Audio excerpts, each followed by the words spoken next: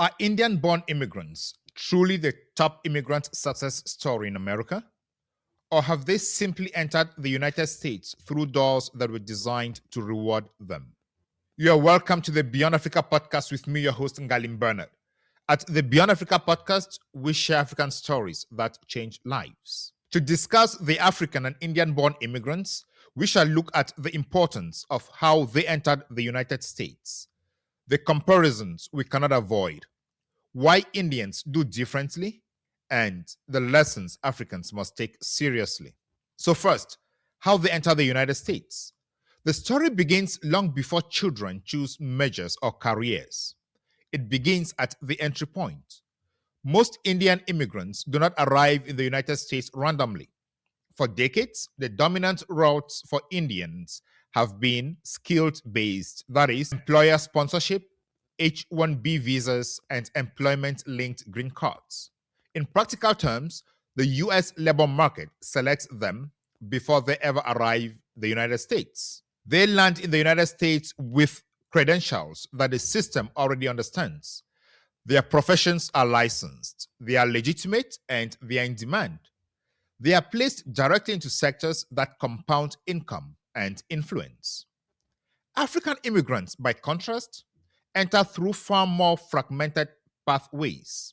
Many arrive through diversity lotteries, family reunification, refugee and asylum routes, or student visas that may or may not convert into stable work authorizations. Some do arrive through employment-based channels, but at a very small scale. Let us be clear, none of these paths is inferior. Let us be clear, none of these paths is inferior, but they are not designed for immediate economic alignment. Instead of stepping straight into the high, many African immigrants must first of all stabilize, re-credentialize, and rebuild before the labor market fully recognizes them. That delay matters, and it shapes income, networks, expectations, and ultimately what the second generation, that is, the immigrant children, see as normal. The first door does not determine everything, but it determines how far more we like to admit. If you found this perspective valuable, please like this episode, leave a comment, sharing your thoughts, and subscribe to the podcast for more discussions.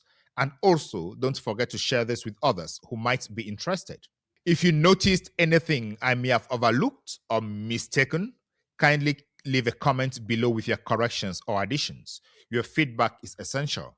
I do so much research to get this, and I may have made some mistakes. So leave the comments for us to review. The next point is the comparisons between Indian-born immigrants and African-born immigrants that we cannot avoid.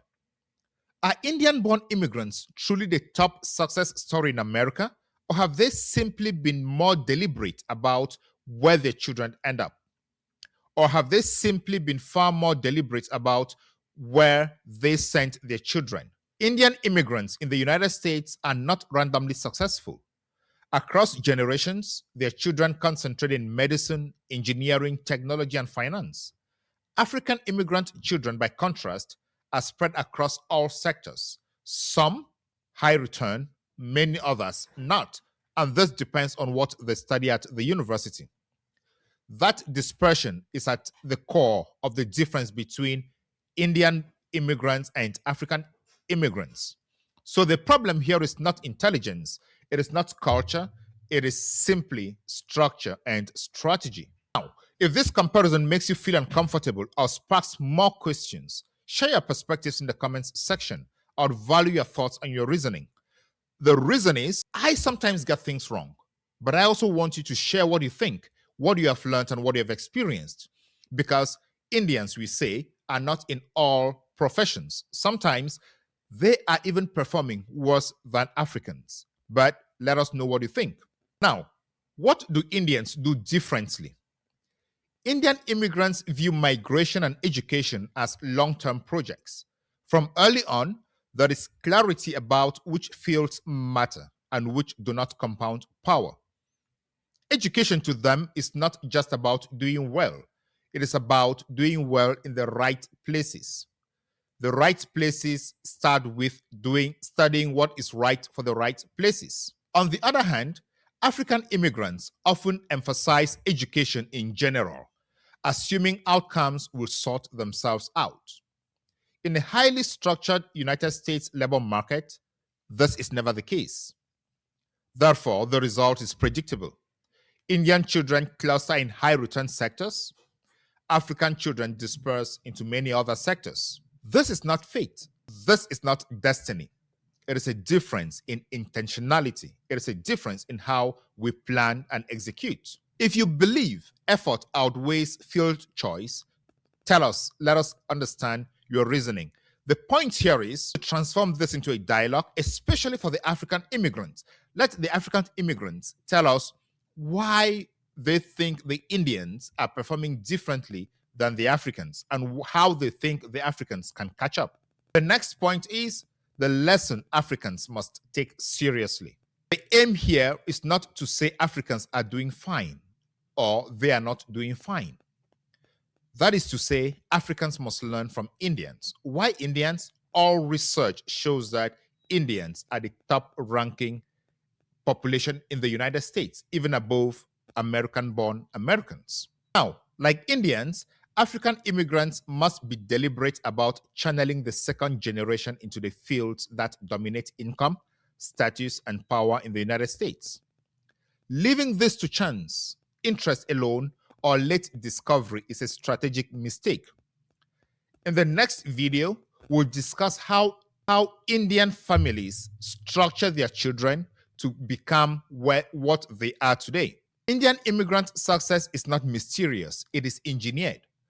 African immigrants can do the same, but only if they understand and are willing to be as intentional and as structured as Indians. Now, this is not to say that all starts in the United States. It all starts at home, in India and in Africa. Why? Before visas or before the labor market, or even before children choose their stories or their measures, what to study, the story begins at home. In many African countries, higher is underfunded. Curricula are outdated. Research is weak, and professional training is poorly aligned with the global market needs. Accreditation systems are fragmented, and universities often lack industry connections. As a result, even brilliant graduates may arrive in the United States with credentials that the United States employers struggle to recognize. This happens especially where governments control the universities and control everything that the universities invest in. Government cannot invest in everything. Once the government takes control of financial ownership, there is a room and possibility that that industry is going to be weak. Now, compare this with India. Over decades, the Indian government deliberately invested in technical universities, engineering institutes, and medical colleges designed to be globally legible. Graduates leave with degrees that the world already understands and values, making it easy to step directly into high-paying, high-status sectors in the United States. And of course, in Indian universities, the university administration or the board of administrators have wide latitude without huge and significant government interference to decide on the curriculum, investments, and partnerships. Where this is absent, it is difficult for research, innovation, and development to triumph.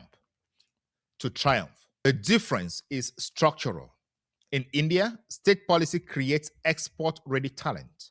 It exists, but without alignment between policy, curriculum, the labor market, and the outcome, potential is wasted. And the pathway to concentrated immigrant success is therefore blocked. Of course, immigrants play a significant role in the development of the home country. This is a topic for another conversation on another day. However, put simply, the foundation of immigrant outcomes is laid at home. Success abroad begins with decisions made decades earlier in African capitals, in classrooms, and in ministries. We all have seen the documentary of a Ghanaian computer science teacher teaching computer science to students by drawing on the board. Why? There are no equipment, no computers, nothing for the students to practice what the teacher is teaching them. So he's compelled to teach them literally. This is not the case in most Indian universities and most Indian schools. Now, if this comparison clarifies why policy matters, please like, comment, subscribe, and share. And if you think that I have oversimplified or overlooked examples, or I might have made a mistake, leave a comment with the correction. It is important to get the story right, we get the facts straight, and we get the analysis coherent. Why? Because we are striving to help the African immigrant population become the best of themselves, and as such, translate that into the transformation of the African continent. For the Beyond Africa podcast, I have been your host, Ngalim Bernard. What a time to be alive. What a time to support African decisions and African immigrant choices. Stay tuned and see you in our next episode. Bye-bye.